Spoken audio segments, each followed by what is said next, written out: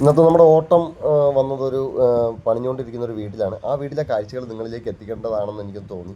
അവർ എത്ര മനോഹരമായിട്ടാണ് അവരുടെ മുറ്റമെല്ലാം ഒരുക്കിയിരിക്കുന്നത് എന്നുള്ള ഇപ്പോൾ പണി പൂർത്തിയാകാത്തൊരു വീടായതുകൊണ്ട് തന്നെ നമുക്ക് വലിയ രീതിയിലൊരു വീഡിയോ ഒന്നും അവരുടെ വീടിനെ കുറിച്ചൊന്നും എനിക്ക് ചെയ്യാൻ സാധിക്കത്തില്ല.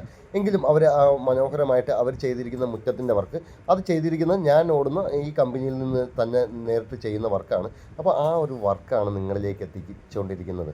കണ്ടില്ലേ, അവരുടെ ആ ഒരു മുറ്റത്ത് ഒരു പാറക്കുളം പോലെ അവരുണ്ടാക്കിയിട്ട് അതിൻ്റെ സൈഡിലൊക്കെ തവളയൊക്കെ ഉണ്ട് കേട്ടോ. തവള, കൊക്ക്, അങ്ങനെയുള്ള എന്താ ഉണ്ട് സിമൻറ്റ് കൊണ്ടൊക്കെ നിർമ്മിതമായിട്ടുള്ള ഒരു ശില്പങ്ങളൊക്കെ, ചെറിയ ശില്പങ്ങളൊക്കെ ഉണ്ടാക്കി വെച്ചിട്ടുണ്ട്. മുറ്റമൊക്കെ നോക്കുകയാണെന്നുണ്ടെങ്കിൽ ഇതിൽ നമ്മൾ അവിടെ നിന്ന് തന്നെ കൊണ്ടുവരുന്ന പലതരത്തിലുള്ള കല്ലുകൾ, പേൽഗ്രാസ് ഒക്കെ വെച്ച് അലങ്കരിച്ചിട്ടുണ്ട്. അങ്ങ് ദൂരെയായിട്ട് ഒരു അരയന്നം അവിടെ ഇരിക്കുന്നതായിട്ട് കാണാം. അതുകൊണ്ട് ഇത് പേൽഗ്രാസ് ആണ് ഇവിടെയൊക്കെ ചെയ്തിട്ടുള്ളത്. ഇവിടെ മൊത്തം അരയന്നങ്ങളൊക്കെ ഉണ്ട് ഈ കുളത്തിലെല്ലാം. സിമൻറ്റ് കൊണ്ടുള്ള അരയന്നങ്ങളാണ് കേട്ടോ. പ്രാവുണ്ട്. അപ്പം ഇത് കാണാൻ ഒരു വ്യത്യസ്തമായിട്ടുള്ള നല്ല ഭംഗി തോന്നിക്കുന്നുണ്ട്. ഈ അരയന്നത്തെ അവർ ചെയ്തേക്കുന്നുണ്ട്. ഈ അരയന്നം സത്യം പറഞ്ഞിട്ടുണ്ടെങ്കിൽ അത് ആമ്പൽക്കുളമാണ്. ഇനി അവർ ഇതിൻ്റെ മുറ്റത്തേക്ക് ഇനി ചെയ്യാനായിട്ട് വെച്ചിട്ടുള്ള ചെടികളൊക്കെ അവർ ബേക്കിലോട്ട് വെച്ചിട്ടുണ്ട്. അപ്പോൾ ആ ചെടികളൊക്കെയാണ് നമുക്ക് ഈ പിറകു ഭാഗത്തൊക്കെ ആയിട്ട് കാണാൻ സാധിക്കുന്നത്. കണ്ടില്ലേ? പിന്നെ അടുക്കള തോട്ടവും കൂടെ ഒക്കെ ഉണ്ടാക്കാനുള്ള രീതിയിലൊക്കെ ചെയ്തിട്ടുണ്ട് കേട്ടോ. ഈ കല്ലുകളൊക്കെ വളരെ മനോഹരമായിട്ടുള്ള രീതിയിൽ ഒരു ഇടവേള പോലെ അവരിവിടെ വിതച്ചിട്ടുണ്ട്. കണ്ടില്ലേ? കുറച്ച് മുന്നോട്ട് നോക്കുമ്പോഴത്തേന് ഒരു ചേച്ചിയല്ലേ ആ നിൽക്കുന്ന വെള്ളവും കോരിക്കൊണ്ട്.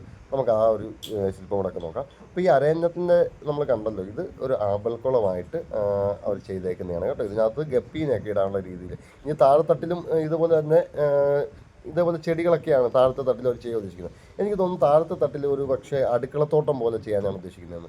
ഈ സൈഡിലൊക്കെ ഇതുപോലെ ഇങ്ങനെ ഉരുളൻ കല്ലുകളൊക്കെ ഇട്ടിട്ടുണ്ട്.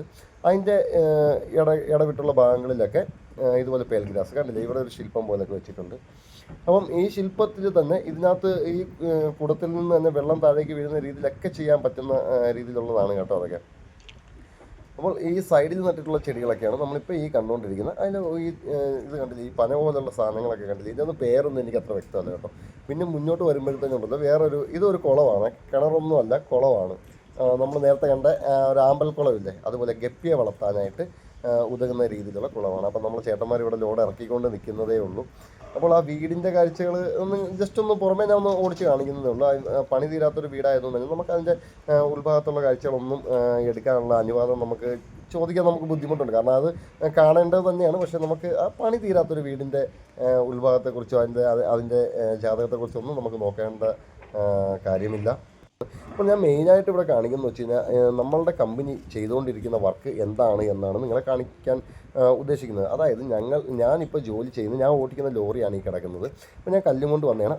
ആ കമ്പനി ചെയ്തു കൊടുക്കുന്ന വർക്കും ഇതാണ്. അവർ ഹോൾസെയിലായിട്ട് നമ്മൾ കണ്ടിട്ടുണ്ട്. നമ്മൾ ഈ ഒരു കൊല്ലം ജില്ലയിൽ നിന്ന് തന്നെ ഇതിൻ്റെ തന്നെ പല ഭാഗത്തേക്ക് ഈ ലോഡുകൾ അവർ എത്തിച്ചു കൊടുക്കുന്ന കാഴ്ചകളൊക്കെ നമ്മൾ കണ്ടിട്ടുണ്ട്.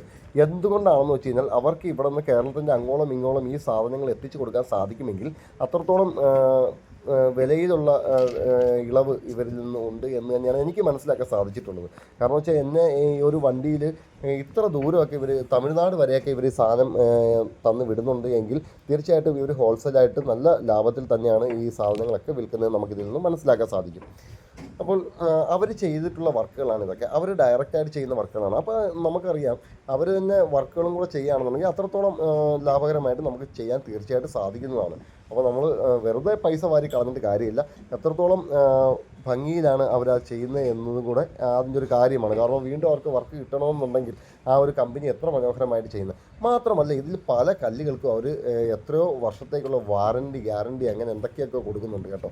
എനിക്കിതിൻ്റെ കൂടുതൽ ഡീറ്റെയിൽ ഒന്നും അറിയില്ല. കാരണം വെച്ച് കഴിഞ്ഞാൽ എനിക്ക് ഇതിനകത്ത് കയറിയിരിക്കുക, വളയം പിടിക്കുക, അവർ പറയുന്ന റൂട്ടിൽ കറക്റ്റായിട്ട് വണ്ടി കൊണ്ട് നിർത്തുക, ഇതൊക്കെയാണ് എൻ്റെ പരിപാടി. അപ്പോൾ നിങ്ങൾക്ക് ആർക്കെങ്കിലും നിങ്ങളുടെയൊക്കെ വീടുകളൊക്കെ ഇതുപോലെ ചെറിയ രീതിയിലൊക്കെ ചെയ്ത് മനോഹരമാക്കാൻ താല്പര്യമുള്ളവരുണ്ടെന്നുണ്ടെങ്കിൽ തീർച്ചയായിട്ടും ഞാൻ ഇതിൽ ഫോൺ നമ്പർ കൊടുക്കുന്നുണ്ട്. ആ ഫോൺ നമ്പറിൽ നിങ്ങൾക്ക് ബന്ധപ്പെടാൻ സാധിക്കുന്നതാണ്.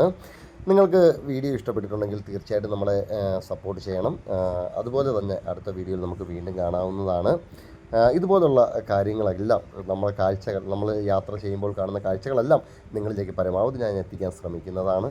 നിങ്ങളുടെ എല്ലാവരുടെയും സപ്പോർട്ടും കൂടെ ഉണ്ടെന്നുണ്ടെങ്കിൽ നമ്മുടെ ചാനൽ ഇനിയും വളരെ വേഗം മുന്നോട്ട് സഞ്ചരിക്കുന്നതാണ്. എല്ലാവർക്കും ഒരുപാട് നന്ദി അറിയിച്ചുകൊണ്ട് ഇന്നത്തേക്ക് വിടാം.